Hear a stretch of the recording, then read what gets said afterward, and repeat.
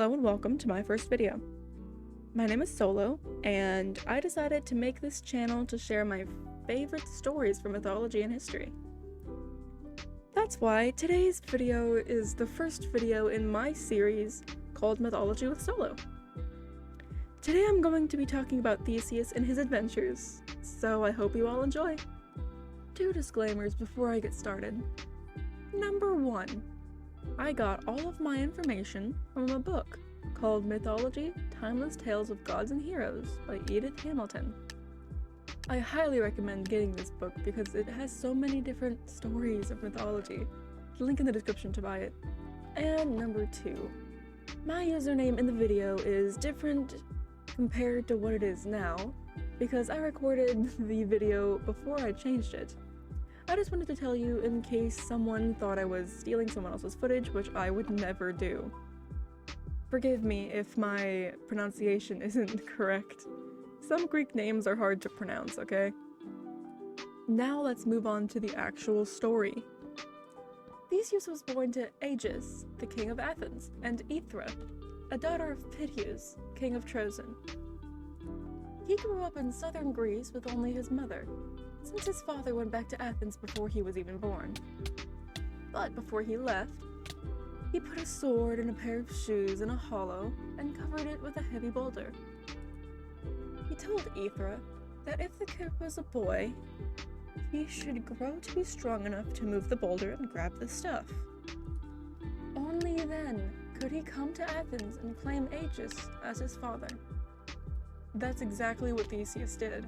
And when his mother took him to the boulder, he lifted it with ease. Aethra told Theseus that it was time for him to seek out his father and gave him a ship to sail to Athens. Theseus declined the ship, saying that a voyage on the sea was way too easy. He wanted to become a hero as soon as he could, so he refused to do anything the easy way. He wanted to be as good as Hercules, who was both his cousin and his role model. He got to Athens by land, which means that he had to deal with a lot more problems. He came across countless bandits and beasts during his journey, all of which he defeated. He did this not to only gain experience and fame, but also to make sure that the things he came across couldn't hurt other people in the future.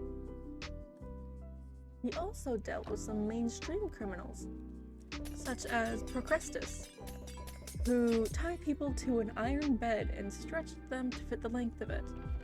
Or if someone was too tall, he would trim them, so to say. Theseus killed Procrustes by doing the same thing. You see, Theseus's way of dealing justice was a simple one. Whatever someone did to others, he shall do to them. He did this for many people, but for time's sake, I won't mention any more. By the time he got to Athens, he was a renowned hero. The king heard of his arrival and decided to invite him to a banquet. It wasn't in hospitality though, he had planned to poison him. Mostly because he was afraid of how popular Theseus was, and that he might win over the people and become king. He didn't know Theseus was his son though, but someone else did. Medea, who was involved in the quest of the Golden Fleece, knew that Theseus was the king's son through her sorcery. During the banquet, Medea was handing the poisoned glass to Theseus, who stood up and drew the sword that his father had placed under the boulder.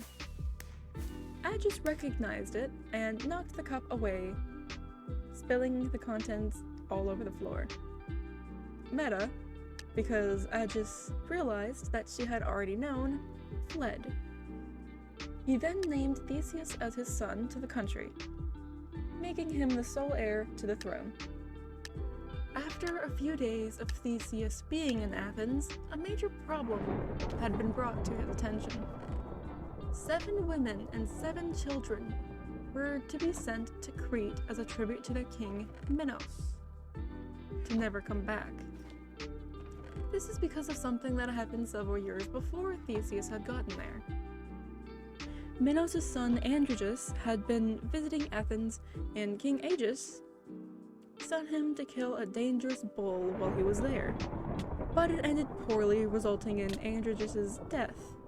Because of this, Minos invaded Athens and told everyone that he would tear it to the ground unless 7 women and 7 children were sent to Crete as tribute every 9 years. After the Athenians got there, they would be death fodder for the Minotaur.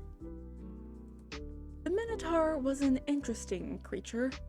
It was the child between Thisiphe, Minos' wife, and a bull, making it half human and half bull, obviously. It didn't look like the centaurs with their bottom half horse and top half human, though. It looked like a giant bull that had a human-like figure. I particularly like the image in the book I'm using for information, Mythology, Timeless Tales of Gods and Heroes by Edith Hamilton. Here's the picture. You can see the humanoid figure and the bull-like features that the artist included, the snout, horns, and hooves.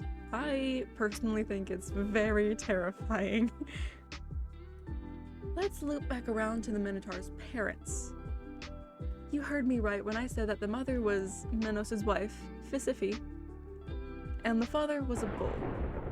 The bull was given to Minos by Poseidon with the intention of it being sacrificed to him, but Minos decided to keep the bull for himself instead. Poseidon was not very pleased and decided to punish him by making his wife fall in love with the bull. When the Minotaur was born, Minos asked Daedalus, a brilliant inventor and architect, to create a place that no one could escape from. And so, he built the ever-so-famous labyrinth. This was where the poor Athenians were sent after they arrived in Crete, with no way to escape the Minotaur.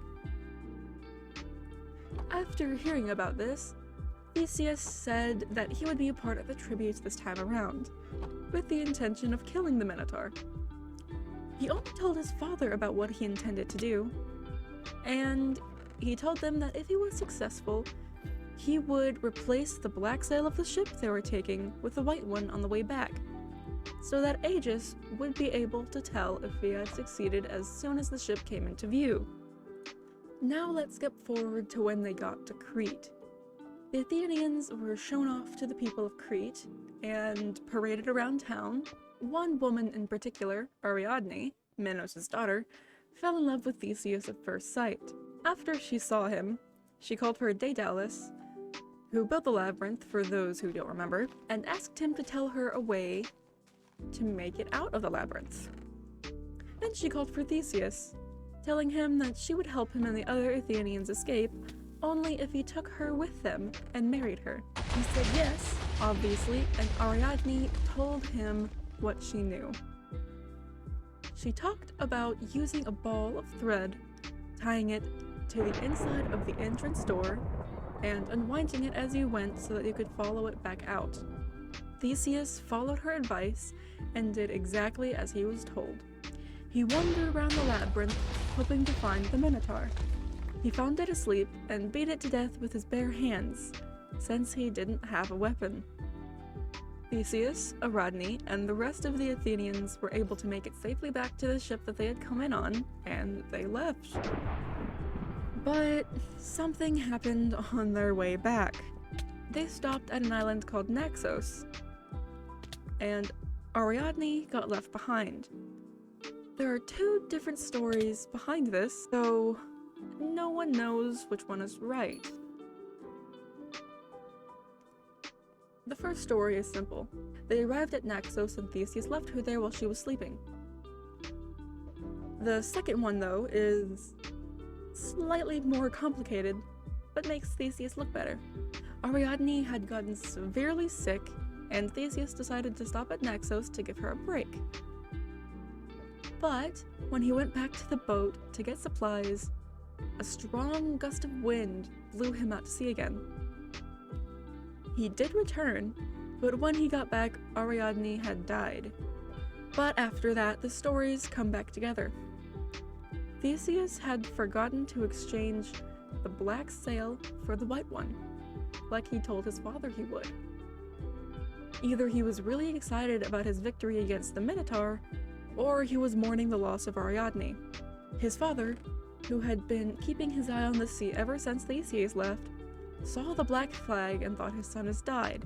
He couldn't handle the thought of that, so he threw himself off of the cliff where he was standing, fell into the ocean, and died. This meant that Theseus was now the king of Athens. He told the people of Athens that he didn't want to rule over them, though.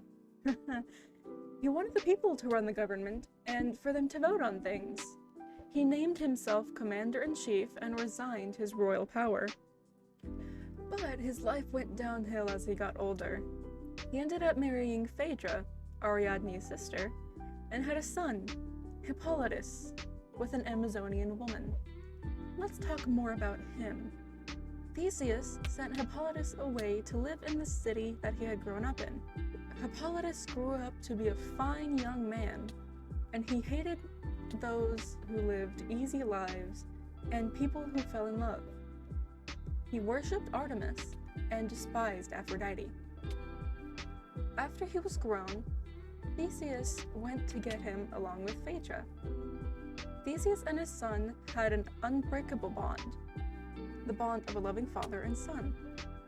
Hippolytus didn't pay any attention to Phaedra, because he never even thought about women. Sadly for Phaedra, she fell head over heels for him, her own stepson. She didn't just fall. She fell as hard as Aegis fell into the ocean. Sorry, I had to. She knew it was wrong, but that didn't change her feelings. This wasn't her fault, though.